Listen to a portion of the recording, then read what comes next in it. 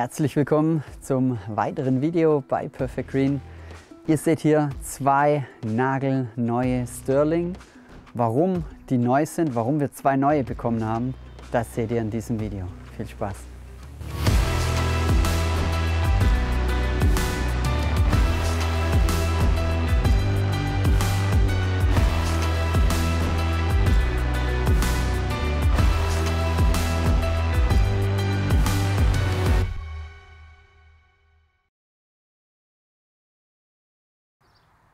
Ja, wie ihr es vielleicht merkt, ich bin etwas niedergeschlagen. Es geht einfach darum, wir waren ja anfangs vom Sterling total begeistert. Das Grundkonzept ist eigentlich auch ganz gut. Das Kassettenwechselsystem ist echt genial, die Einstellmöglichkeiten und vor allem auch das Handling. Das ist wirklich, wirklich gut. Diese Aussage widerlege ich auch nicht. Wir haben jetzt aber bemerkt, wir haben den Sterling, Alex und ich, wir haben den Sterling jetzt schon ein Jahr im Einsatz und in diesem Jahr haben wir einfach bemerkt, dass so nach und nach Probleme aufgekommen sind und anfangs haben wir dann erst geglaubt, es sei ein Montagsmodell. Jedoch haben wir jetzt zwei nagelneue bekommen und auch bei einem davon ist genau das gleiche Problem jetzt schon, was meiner im Lauf der Zeit hatte. Und was ich genau für Probleme hatte oder auch habe, würde ich sagen, gehen wir einfach jetzt drauf ein. So, bevor ich jetzt anfange, über meine Leidensgeschichte zu erzählen, möchte ich mich erstmal bei der Firma Wassenberg GmbH bedanken und möchte euch auch ganz klar sagen, die Firma Wassenberg, die kann gar nichts dafür. Im Gegenteil, denn das ist mal ein Händler, der sich um jedes Problem kümmert, wo ich hatte. Ich habe angerufen, der hat sich sofort darum gekümmert, denn der ist auch nur ein Händler, er ist Generalimporteur und das ist auch unser erster Ansprechpartner, weil die Geräte wir bei ihm gekauft haben.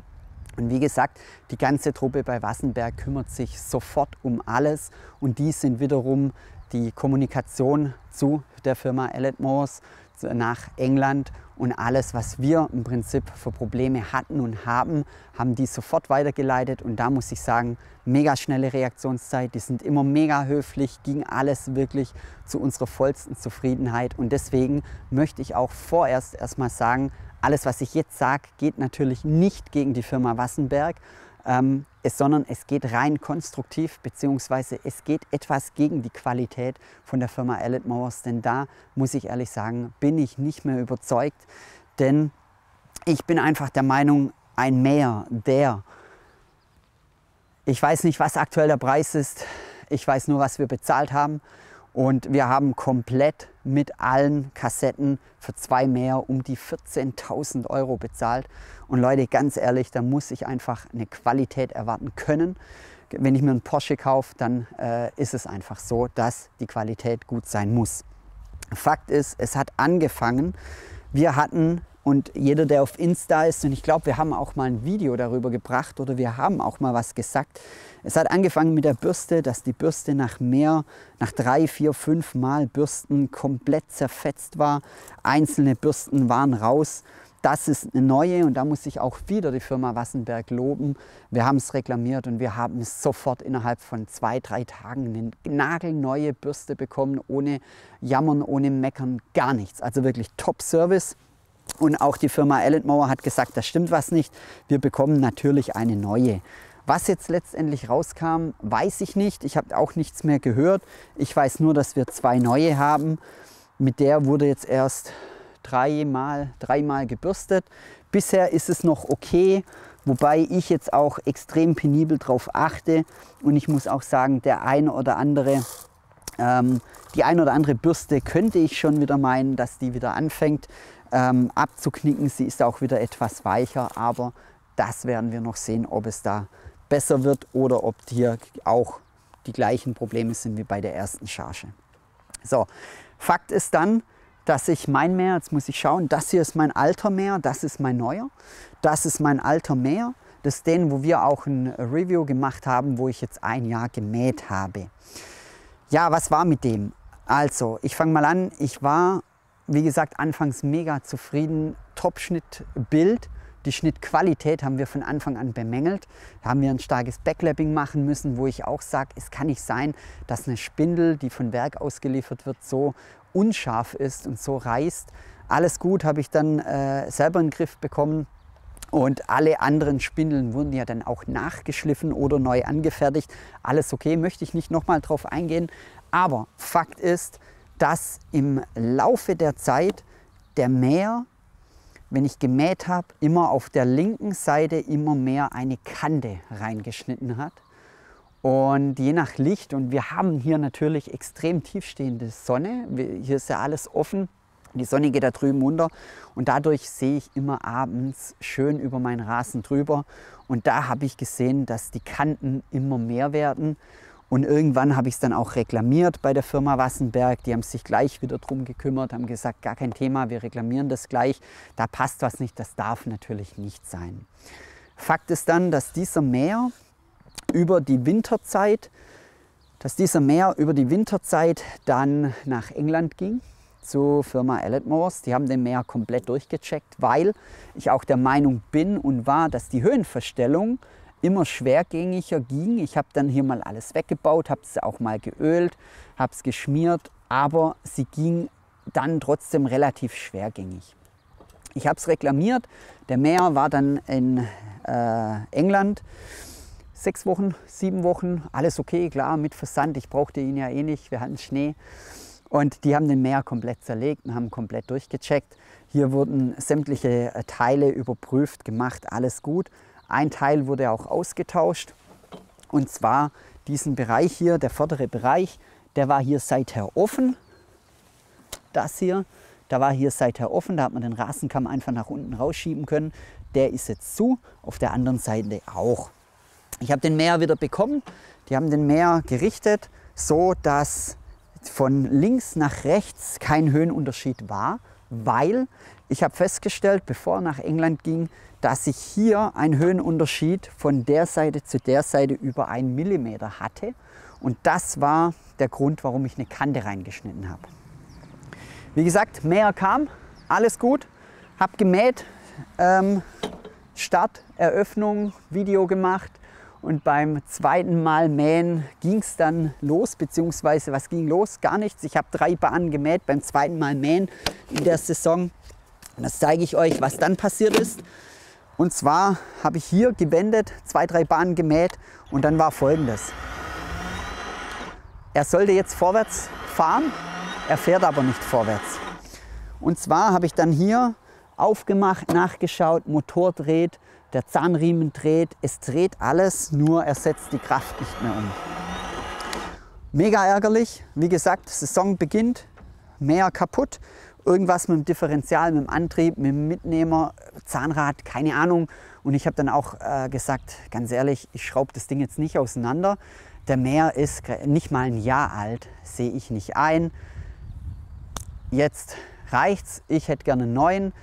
Haben sie auch gleich gesagt, gar kein Thema, wir machen da gar nicht rum. Wir haben dann auch Elletmores kontaktiert, die sagen, okay, darf natürlich nicht sein, das ist ein Montagsmodell, das tut uns leid. Wir schicken einen neuen 51er raus. Und somit war dann bei meinem alles klar, dass ich einen neuen bekomme. Und ihr fragt euch jetzt, warum 2 neue da sind. Tja, Alex hatte auch Probleme. So, Alex hat den 17 Zoll, den 43 cm. Die Geschichte ist relativ schnell erzählt. Und zwar hat der Mäher, Anfang war alles okay und so nach und nach, ab und zu, er hat ja einen Hang, immer in der Senke hat er ordentlich gerattert. Wo ich dann mal rüber bin, habe ich hier Kaffee getrunken auf meiner Terrasse und dann bin ich zum Alex, sag zum Alex, du, da stimmt was nicht. Ja, versucht die Spindel einzustellen, dann haben wir es wieder in den Griff bekommen und so nach und nach hat er immer mehr gerattert, dann nicht auch nur in der Senke, sondern auch auf der normalen Ebenen. Und Fakt war hier, wir haben die Spindel nicht mehr eingestellt bekommen, egal wie wir gestellt haben. Es war entweder er hat gar nicht geschnitten oder er hat dann geschnitten, aber mit extremen Rattergeräuschen, vor allem wenn Unebenheiten kamen, wo ich dann gesagt habe, irgendwas stimmt nicht, die Konstruktion verzieht sich, da hat irgendwas, da passt irgendwas nicht. Lange Rede, kurzer Sinn. Fakt ist, dass wir dann auch gesagt haben, wir möchten auch, dass der 43 cm Stirling auch getauscht wird, weil da stimmt was nicht. Deswegen sind jetzt 2 neue Stirlings da. Einen davon haben wir ausgepackt, nämlich meinen, den 51er. Und da muss ich sagen, ich bin mal wieder enttäuscht worden. So, wie gesagt, meinen ausgepackt, Vorfreude war natürlich riesengroß, endlich 9 Mäher da und hoffentlich wird jetzt alles gut und er geht wieder, ich kann endlich wieder mähen. Ja, die Vorfreude war nur von kurzer Dauer, denn ich habe den Mäher natürlich, ich weiß, ich bin penibel, aber man muss auch ganz klar sagen, wenn ich zuvor schon Probleme hatte, dann schaut man natürlich ganz anders den Mäher an. Und der Mäher kam direkt aus England, also nicht irgendwo Zwischenlager, sondern der kam direkt aus England, hat 3 bis 4 Wochen gedauert, bis er da war, weil ich gehe auch davon aus, dass er natürlich durchgecheckt wurde, aber muss ich ehrlich sagen, ich habe ihn dann nochmal überprüft und da muss ich erstmal sagen, dass die Spindel, die drin war, astrein war. Mega. Also da muss ich jetzt echt ganz großes Lob aussprechen. Die Spindel, ich hatte noch nie so eine scharfe Spindel. Die Lackierung ist hauchdünn, sie ist hauchfein und die Spindel ist mega scharf. Jede Schneide schneidet perfekt. Ich kann sie perfekt einstellen. Genau das erwarte ich auch von einem Mäher, der so viel Geld kostet. Das war wirklich sagenhaft gut. Ich habe schon zum Alex gesagt, geil, ich freue mich einfach mega drauf. So, Höhenverstellung war gigantisch leicht, richtig schön hoch, runter, alles gut. Der Mäher ist top, der passt. Außer eine Sache und da muss ich sagen, da bin ich mega enttäuscht. Ich habe natürlich nachgemessen, Höhenunterschied von links nach rechts. Wir blenden euch auch die Bilder mal ein. Ich habe von links nach rechts einen Höhenunterschied. Je nachdem, wie ich messe, beziehungsweise auch wie die Heckwalze steht, die ist auch nicht 100% rund, ist okay, das sind kleine Abweichungen drin. Fakt ist, dass ich einen Unterschied habe von links nach rechts zwischen 1,2 und 1,5 mm. Jetzt schon im Serienzustand, also im ausgelieferten Zustand, nagelneu. Und da muss ich einfach sagen, wow, wow. Ich weiß jetzt schon, dass da wieder Kanten drin sind und ich habe es natürlich getestet und die Bilder und Videos blenden wir euch auch ein, denn das ist echt abartig. Der Rasen sieht aus, eine absolute Katastrophe. Man kann mit dem Mäher nicht schön mähen. Sobald ich Double Stripes mache, habe ich Kanten drin. Das sieht wirklich schrecklich aus. Und ich bin so mega enttäuscht. Ich habe so viel Geld ausgegeben und ich habe denen nochmal die Chance gegeben. Und ich habe jetzt wieder einen Mäher, der nicht wirklich funktioniert. Ich weiß nicht, was ich jetzt mache. Gebe ich ihn komplett zurück, verlange ich mein Geld wieder, verlange ich wieder einen neuen, weil ich bin mir sicher, dass auch der neue, wenn ich wieder einen neuen bekomme, dass der wieder so ist, weil das Problem meiner persönlichen Meinung liegt an der Konstruktion, liegt einfach an diesem Teil. Ihr habt ja hier einmal, wenn man die Abdeckung wegmacht, hier ist die Höheneinstellung und hier wird auch dieser Bereich gehalten. Das heißt, wenn ich hier dagegen drücke, da ist alles fest, ein bisschen Spiel ist da, das ist völlig normal. Ja. Das Spiel, das kommt von der Höheneinstellung, aber wenn ich dagegen drücke, jetzt ist fest und jetzt kann ich drücken und da passiert gar nichts, der gibt nicht nach. Wenn ich das auf dieser Seite mache, habe ich natürlich auch wieder mein Spiel, ist klar. Ich denke, das ist konstruktiv nicht anders möglich, aber jetzt bin ich im oberen Punkt und wenn ich jetzt drücke, gibt er nach und da gibt er 2 bis 3 mm nach und das jetzt schon im neuen Zustand. Und jetzt kommt das Problem, wenn ich jetzt einen Fangkorb einhänge und der Fangkorb wird voll und das Gras ist feucht oder nass und es kommt eine kleine Bodenwelle und Leute, ich glaube, jeder hat kleine Bodenwellen drin, dann gibt er hier einfach zu arg nach und dann habe ich überall die Kanten drin. Und das ist meiner persönlichen Meinung das Problem. Hier ist es jetzt schon und bei dem, das ist ja mein Alter, der überprüft wurde, habe ich das natürlich jetzt auch überprüft und da muss ich sagen, der gibt jetzt noch mehr nach. Man sieht es auch hier, wenn ich hier etwas drauf drücke, der gibt jetzt sogar noch mehr nach mit dem Ganzen. Ich hoffe, man sieht es auf der Kamera. Und glaubt's mir, ich drücke nicht arg, ich drücke nur mit ein paar Kilo drauf und da bin ich einfach der Meinung, da passt was nicht. Die Konstruktion, sie müssten es etwas anders konstruieren. Ich halte mich da raus, ich bin kein Konstrukteur. Ich weiß nur, dass mein Mäher auf meinem Rasen, und ich glaube, das ist auch ein Problem, mein Rasen ist mega dicht. Man sieht alles, man sieht sogar Fußabdrücke, wenn ich drüber laufe und die Sonne steht tief. Natürlich nur kurz, die gehen gleich wieder weg. Aber Fakt ist, dass man da immer die Kanten sieht, und somit ist das Problem meiner Meinung nach mit dem neuen Mäher nicht behoben. Das ist genauso gut oder schlimm, und deswegen bin ich aktuell wirklich enttäuscht. Ich bin nicht zufrieden mit dem Gesamtergebnis, und deswegen weiß ich jetzt auch nicht wirklich, was ich machen soll. Und da würde ich mich gerne mal an euch wenden. Alle, die einen Stirling haben, würde ich jetzt einfach mal bitten, in die Kommentare reinzuschreiben oder uns persönlich Mails zu schreiben. Habt ihr Probleme?